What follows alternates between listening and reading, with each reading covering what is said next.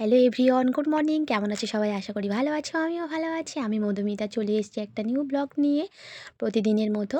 তো দেখো, আমি সকাল সকাল বানিয়ে নিয়েছি, মানে একটু ক্ষীর ভাত মতো বানিয়েছি। বাবু যে রোজ দিনের দুধ দেয়, সেই দুধ থেকে তিনজনের জন্য একটু ক্ষীর ভাত মতো বানিয়ে নিয়েছি।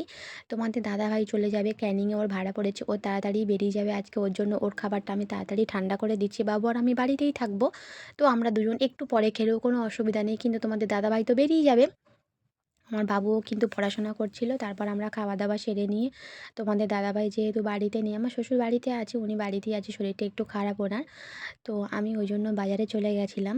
তো বাজারের ভিডিওটা তোমাদের দিয়েছি, কেমন লাগছে কিন্তু আমাকে কিন্তু জানিও, হ্যাঁ। দেখো, মাছ কাটতে গেছিলাম আমি না, মানে তেলাপিয়া মাছ নিয়ে নিয়েছি, আর শাক নিয়েছি, লাউ শাক নিয়েছিলাম। দেখো, লাউ শাক এই তেলাপিয়া মাছ না আমি বাড়িতে এসেই কেটেছি, জানো। আর এই লাউ শাকটা রসুন পেঁয়াজ দিয়ে ভাজা করব আমি, লঙ্কাও দেবো ওতে, আর বটবটি কড়াই। আর এখানে আছে ওই যে লাউ শাকের পাতাটা ভাজছিলাম, আর এটা হচ্ছে কি লাউ পাতাটা ভাজা করবো। আর ওটা যেটা দেখালাম ওটা হচ্ছে কি লাউ শাকের লাউ শাক চিংড়ি কুমড়ো দিয়ে তরকারি বানাবো।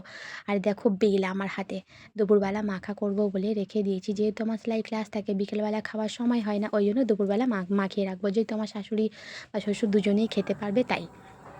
তো তারপর দেখো, এই বেলটা হচ্ছে আমার ননদের গাছের কদবেল।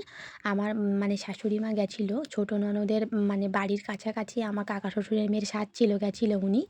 তো সেখান থেকেই আমার ননদ বেল পাঠিয়েছে, ওই জন্য বেলটা মাখালাম। আমি দেখো ভাত বেড়ে নিয়েছি, লাউ তরকারি, মানে লাউ শাক দিয়ে কুমড়ো চিংড়ি দিয়ে তরকারি, আর আছে লাউ শাক ভাজা, আর আছে বেলটা মাখিয়েছি অল্প একটু আমি নিয়েছি, আর আছে মাছের ঝোল।